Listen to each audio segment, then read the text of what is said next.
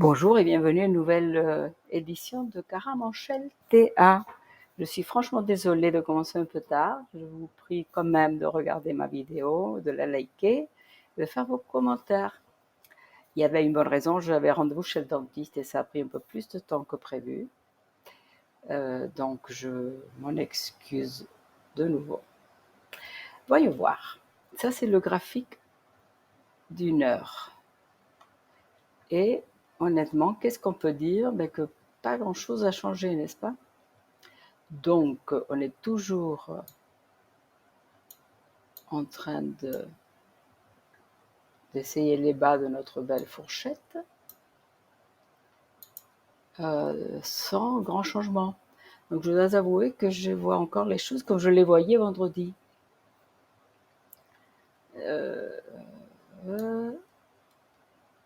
Est-ce qu'il y a raison de changer? On va le regarder, je vais le regarder ensemble comme ça avec vous.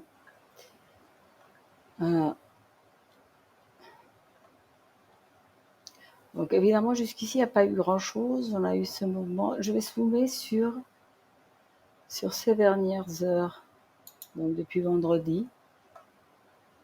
Ok. Donc on était là.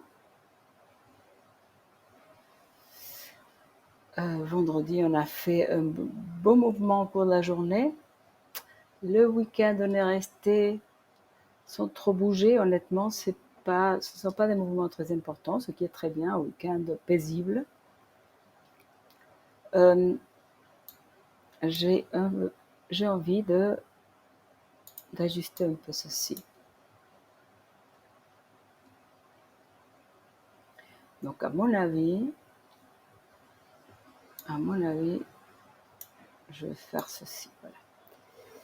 On pourrait plutôt chercher à se mettre comme ceci et comme cela. Je ne sais pas pourquoi je ne l'avais pas fait avant, mais là, ça me paraît très bien. Donc, c'est ici qu'on a éventuellement pris des positions, qu'on a fermé des shorts éventuels.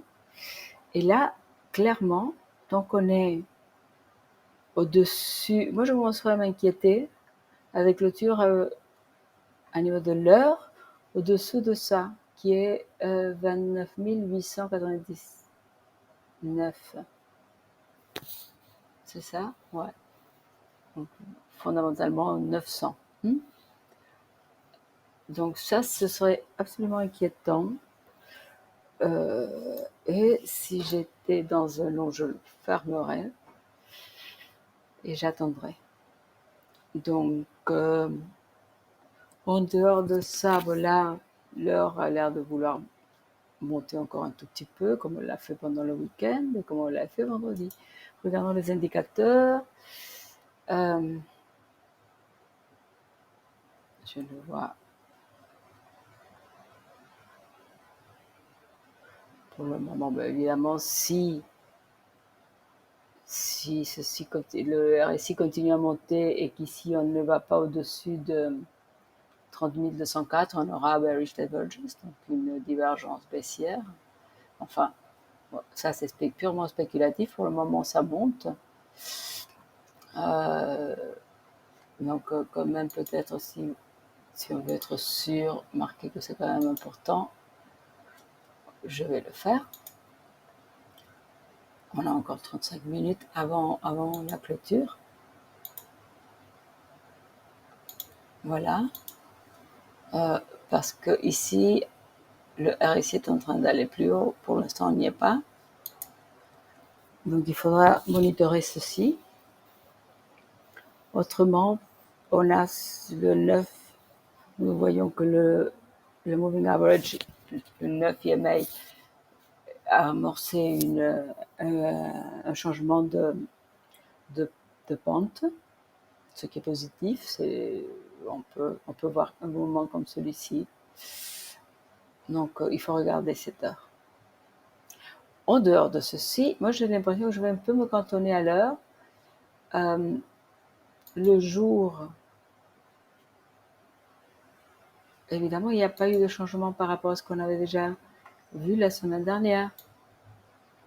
Donc, ceci a été le 7 juillet, donc vendredi.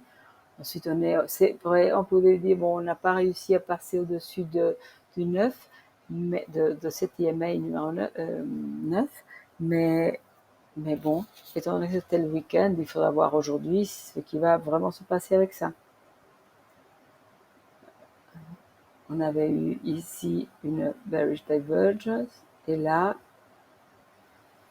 je disais, bon, c'est pareil pour le 12 heures, ça, ce n'est pas du tout confirmé, on pourrait le confirmer, il faudrait venir au-dessus de, c'est pour ça qu'on a cette ligne jaune, 30 700, il faudrait passer au-dessus pour qu'il y ait une divergence haussière confirmée. Donc on est loin de ça. Le stochastique baisse, la volatilité est très basse. Donc vraiment, je pense que je vais faire cette vidéo très très courte.